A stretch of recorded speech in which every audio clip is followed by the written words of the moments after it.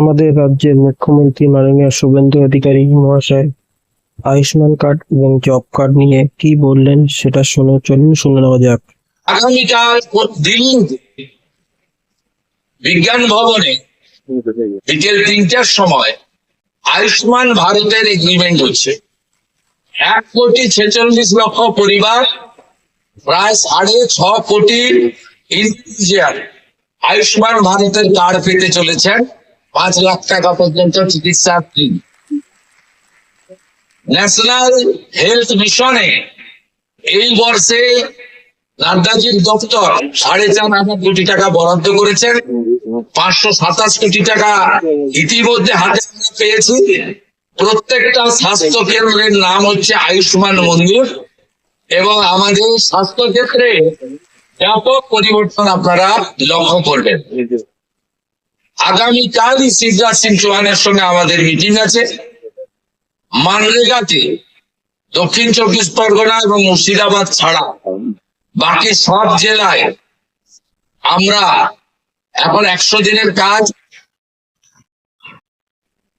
এবং মোটামুটি 300 টাকা দিনই রোজগার হয়েছে। আমাদের 100 দিনের কাজে যে জব কার্ড ছিল তাদের মধ্যে যারা কেওয়াইসি লিঙ্ক করেছেন জব কার্ডের সঙ্গে এখন 65%। আমরা স্বচ্ছতার জন্য তাদেরকেই অগ্রাধিকার দিচ্ছি এবং তারা এখানে জব কার্ড তারা কাজ শুরু করেছেন। এর সঙ্গে প্রধানমন্ত্রী আবাস যোজনা ব্যাপকভাবে যারা বঞ্চিত হয়েছেন তাদের জন্য আমরা সুযোগ করে দেওয়ার ব্যবস্থা নিই। এরকম অসংখ্য স্কিম রয়েছে। প্রধানমন্ত্রী সূর্য ঘর আমাদের মিটিং হয়েছে, এক্ষেত্রেও আপনাদের জনগণকে জাগ্রত করুন। আমরা সম্পূর্ণ এক পরিকল্পনা আগামী 22শে জুন রাজ্য বাজেট আর সংকল্পপত্র আমার আমরা বলে গেছিলাম আমরা পর্যায়ক্রমে সেটা করবো। আমাদের কর্মচারী কমিশন 7 অনেকে গঠন করেছে। এরিয়া আসার পরে প্রায় 3 লক্ষ কর্মচারী যাদের ডিউ ছিল তাদেরকে আমরা 16 থেকে 19 করেছি। বাকিটাও পর্যায়ক্রমে আমরা করছি এবং বিষয়ে 22শে জুন বাজেটে আমাদের থাকবে। এটাও আপনাদের মাধ্যমে এবার এই কর্মচারী শিক্ষকদের বড় অংশ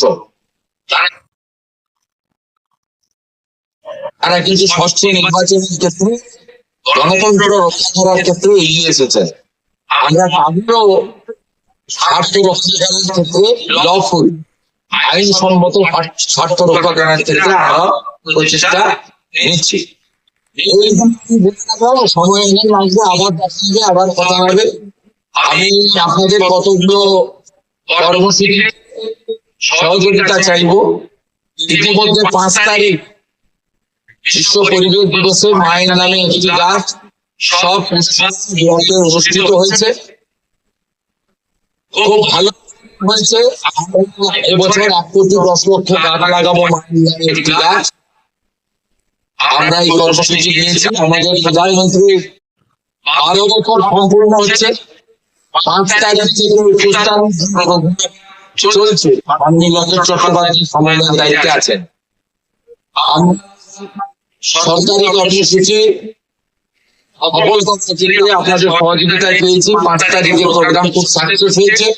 3 দিন প্রত্যেকটা ব্লক মিউনিসিপালিটিতে, বড় ব্লকে 2 ছোট ব্লকে 1 জায়গা, বড় মিউনিসিপালিটিতে 2 জায়গায়, ছোট মিউনিসিপালিটিতে 1 জায়গায়। কলকাতা কর্পোরেশনের ক্ষেত্রে প্রত্যেকটি বোর্ড আমাদের জনকল্যাণ শিবির হচ্ছে 15, 16, 17 3 দিন ব্যাপী। সেখানে ভারত সরকার মাননীয় প্রধানমন্ত্রীর নেতৃত্বে এবং রাজ্য সরকার একযোগে পরিষেবা জনগণকে দিতে পারে সেটা আমরা জনকল্যাণ শিবিরের মাধ্যমে করবো। যারা বিভিন্ন স্কিমে পিএম কিষাণ সম্মান নিধি, শ্রম দপ্তরের একাধিক স্কিম পেত, আমাদের প্রধানমন্ত্রী সূর্য ঘর থেকে, স্বচ্ছ ভারত থেকে, রাজ্যের অন্নপূর্ণা যোজনা থেকে, আর্দ্রত ভাতা, দিব্যাঙ্গ ভাতা থেকে শুরু করে যা যা প্রকল্প আছে কেন্দ্র এবং রাজ্যের, সেখানে নাম নথিভুক্ত করানো করতে পারবেন। এবং সেই কর্মসূচির ক্ষেত্রে আমরা বিস্তারিত ভাবে তাদেরকে জানানোর ব্যবস্থা নিয়েছি। আপনাদের সকলের মাধ্যমে জনগণের কাছে এই বার্তা পৌঁছে দিতে চাই, যাতে জনগণের অংশগ্রহণ হয়। 208টি কেন্দ্রে আমরা জিতেছিলাম, একটি কেন্দ্রে আমাদের থাকতে হয়েছে, 207-এ আমরা আছি। তাই বিধায়ক নেই আমাদের দলে। সেই Subscribe to the channel and hit that little bell so you get a notification when I'm about to drop. When the clouds are the grayest and the sky's the darkest, when the world is the coldest.